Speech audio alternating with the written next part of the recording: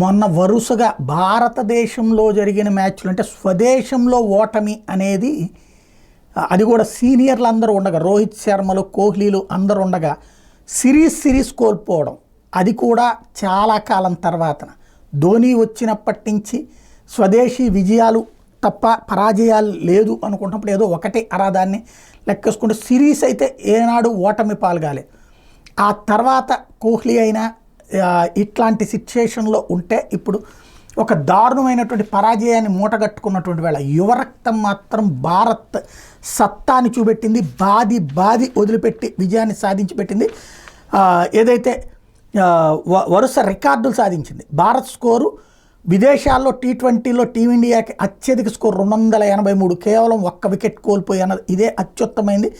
దక్షిణాఫ్రికాలో ఒక జట్టు చేసిన అత్యధిక స్కోర్ కూడా ఇదే కావడం, అది కూడా ఏదో బచ్చాగాళ్ళ మీద కాదు గెలవటం, దక్షిణాఫ్రికా లాంటి దాని మీద 283 పరుగులు చేయడం అన్నటువంటిది కీలకమైంది. గతంలో అక్కడ సౌత్ ఆఫ్రికాలో 2022లో ఏదో లోకల్ జట్లు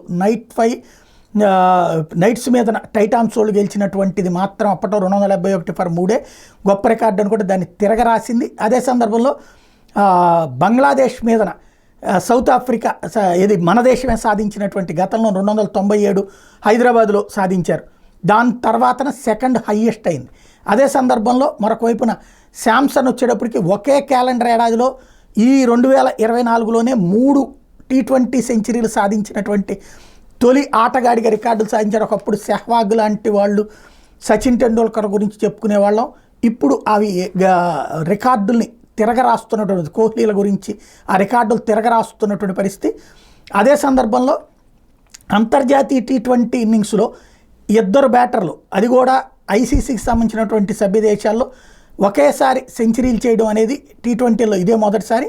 అన్ని జట్లను పరిగణలోకి తీసుకుంటే ఇది 3వసారి మాత్రమే. ఏడాది చైనా మీద జపాన్, అది బచ్చా మ్యాచ్, 2022లో బల్గేరియా మీద చెక్ రిపబ్లిక్ ఇలాంటి సాధించినాయి. అవన్నీ బచ్చా దేశాలు. బట్ పెద్ద దేశాలతో ICC దాంట్లో సాధించినటువంటిది మనమే అయ్యాం. ఓవరాల్గా చూసుకుంటే సొంత గడ్డ మీద సాధించినటువంటి పరాజయానికి ఇది ఒక రకమైనటువంటి ముగింపును, అంటే సౌత్ ఆఫ్రికా మీద ఆ కసి తీర్చుకున్నట్టున్నారు. యువ ఆటగాళ్ళు భారత సత్తాని చూపించారు.